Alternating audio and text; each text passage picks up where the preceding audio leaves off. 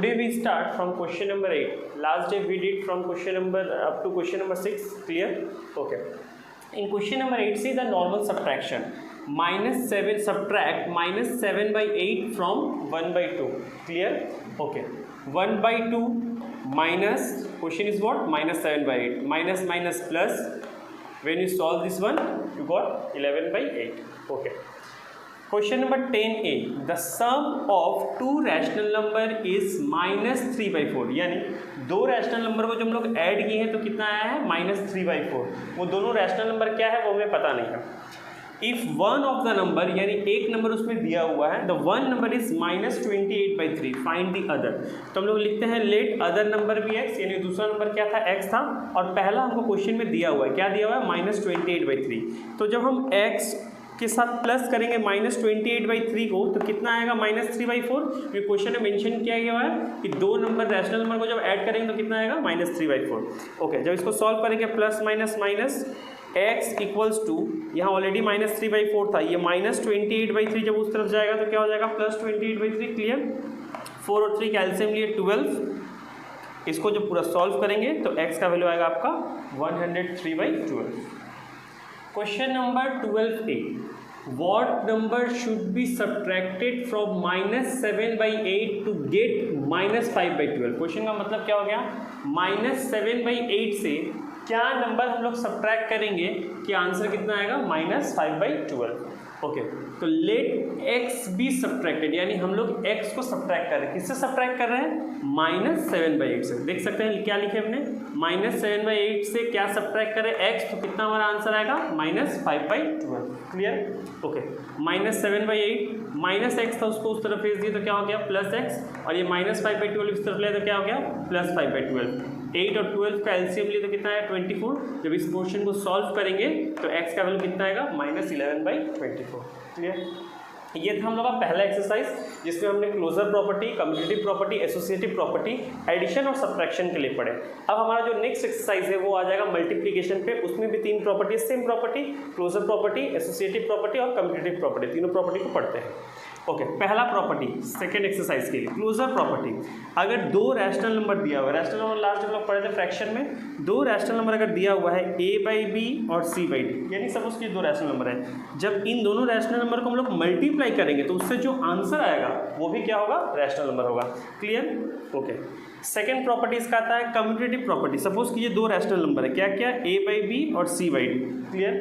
तो a by b और c by d को जो इंटू करके आंसर आएगा, और c बाई डी और a बाई बी को जो इंटू करके आंसर आएगा, दोनों आंसर क्या होना चाहिए? इक्वल होना चाहिए. अगर दोनों आंसर इक्वल आया तो आपने कम्यूटेटिव प्रॉपर्टी को प्रूफ यहाँ पे किया. क्लियर? और थर्ड प्रॉपर्टी आता है एसोसिएटिव प्रॉपर्टी, जिसमें तीन रैशनल नंबर हम लोग किए हुए हैं. तीन रैशनल नंबर क्या है? a by b, c by d और e बाई एफ. तो यहाँ पे क्या है? a बाई बी का मल्टीप्लिकेशन किसके मल्टीप्लाई से करेंगे? c बाई डी और इंटू e बाई एफ. इसका जो आंसर आएगा वो आंसर किसके इक्वल होगा? a by B into c by d, एक ब्रैकेट पे इससे जो इंटू करके आंसर आएगा उसको अगर e बाई एफ के साथ इंटू कीजिएगा तो इस दोनों टर्म का आंसर क्या होना चाहिए? इक्वल होना चाहिए. अब आ रहा है टॉपिक मल्टीप्लिकेटिव इनवर्स. हम लोग ऑलरेडी तीन पढ़ चुके हैं, क्लोजर, एसोसिएटिव, कम्यूटेटिव. अब चौथा आ रहा है मल्टीप्लिकेटिव इनवर्स. ये होता क्या है इसको चेक करते हैं. सपोज कीजिए कोई रैशनल नंबर आपको दिया है a बाई बी, तो इसमें कौन सा नंबर मल्टीप्लाई करेंगे तो इसका आंसर क्या आ जाएगा? आंसर आ जाएगा 1. तो इसमें आप देख सकते हैं इसमें क्या मल्टीप्लाई करेंगे? b बाई ए, तो आंसर क्या आ जाएगा? मेरा 1 आ जाएगा. क्लियर? यानी जो भी मेरा क्वेश्चन दिया हुआ रहेगा उसका जस्ट हमको इन्वर्स यानी रेसिप्रोकल कर देना है, क्योंकि जब भी अपने रेसिप्रोकल के साथ मल्टीप्लाई होगा तो आंसर में कितना आ जाएगा? 1 आ जाएगा. क्लियर? और लास्ट प्रॉपर्टी आता है इसमें डिस्ट्रीब्यूटिव प्रॉपर्टी. ये प्रॉपर्टी थोड़ा ध्यान से दिखेगा. सपोज कीजिए तीन रैशनल नंबर दिया हुआ है, a by b, c by d, e by F. तो इस तीन रैशनल नंबर को प्रूफ करने का क्या तरीका है? a बाई बी को आप किससे मल्टीप्लाई करो? Sum of c by D plus e by F. यानी इसका जो आंसर आएगा वो आंसर किसके इक्वल होगा? Individually a by B into c by D plus a by B into e by f. अगर ये दोनों तरफ का आंसर इक्वल आ जा रहा है तो आप डिस्ट्रीब्यूटिव प्रॉपर्टी को प्रूफ कर रहे हैं. क्लियर? अब इसके बेसिस हम लोग कुछ सम्स करते हैं. पहला सम्स आपको नॉर्मल दिया हुआ है, -3 बाई 4 इंटू 8 बाई -15. तो पहले लोग माइनस माइनस कट करते हैं, 3 और 5 को, इससे 15 को कट करते हैं, यहाँ से 4 2 कट करते हैं. तो आंसर क्या बचा आपका? सिर्फ 2 बाई 5. क्लियर? अब आता है question number 2 part 1. Verify commutative law. Commutative law में हम लोग क्या पढ़े थे, आपको ध्यान आ रहा है? देख लीजिए, दो रैशनल नंबर दिया होता है यानी a बाई बी और c बाई डी, और हम लोग पढ़े थे कि a बाई बी और c बाई डी को अगर मल्टीप्लाई करेंगे वो किसके इक्वल होगा, c by d into a by b के। तो आप देख सकते हैं यहाँ पे इसको हम लोग मान लिए a बाई बी और c बाई डी, तो देख लीजिए 2/3 इंटू -7/5 ये किसके इक्वल्स टू होगा, -7/5 इंटू 2/3। तो दोनों तरफ का आंसर क्या होना चाहिए, इक्वल होना चाहिए।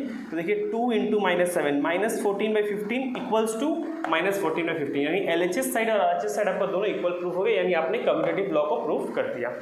थर्ड क्वेश्चन आपका आता है वेरीफाई एसोसिएटिव लॉ।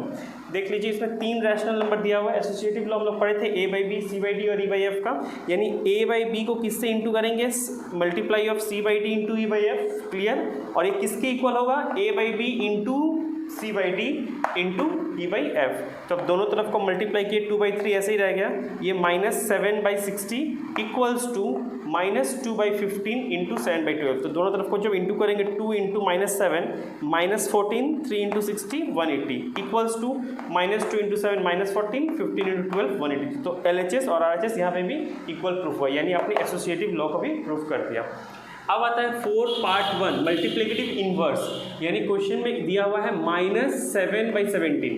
तो मल्टीप्लिकेटिव इनवर्स हमने क्या पढ़ा है कि इसमें ऐसा नंबर इंटू करना है जिसको इंटू करते क्या आ जाए, आंसर आपका 1 आ जाए, क्लियर। देख सकते हैं यहाँ पे हम लोग लिखे हुए हैं, तो यहाँ पे है -7/17, तो इनवर्स क्या हो जाएगा, 7/-7, क्लियर, ओके।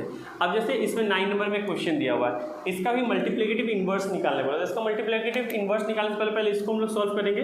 इसको कट करेंगे 3 आएगा, और इसको कट करेंगे तो ये 2 आएगा। तो यानी क्या आया, -2/3 इसको सॉल्व करके आया। तो इसका मल्टीप्लिकेटिव इनवर्स क्या होगा, 3/-2, क्लियर। ताकि आप इस नंबर को जब इससे मल्टीप्लाई कीजिएगा तो दोनों मल्टीप्लाई करके क्या आएगा, आंसर आपका 1 आएगा। तो इसका मल्टीप्लिकेटिव इनवर्स हो गया 3/-2, यानी -3/2, क्लियर, ओके। अब क्वेश्चन नंबर 6 आता है यूजिंग डिस्ट्रीब्यूटिव प्रॉपर्टी। आप देख सकते हैं डिस्ट्रीब्यूटिव प्रॉपर्टी में यहीं पे लिखे हुए हैं, इसको हम चेक करते हैं। पहले क्वेश्चन आपका इस फॉर्मेट पे दिया हुआ है, देख लीजिए, 3/5 इंटू -20/9 प्लस 3/5 इंटू -1/3। तो डिस्ट्रीब्यूटिव प्रॉपर्टी के अकॉर्डिंग हम लोग का 2 पार्ट में क्वेश्चन है, एक ऐसा होता है और एक ऐसा होता है। ऑलरेडी इस फॉर्म में क्वेश्चन मेरा दिया हुआ है, तो लोग इसको सॉल्व करते हैं। 3 into -20 -60, 5 9 45 plus 3 into -1 -3, 5 into 3 15, clear, plus minus.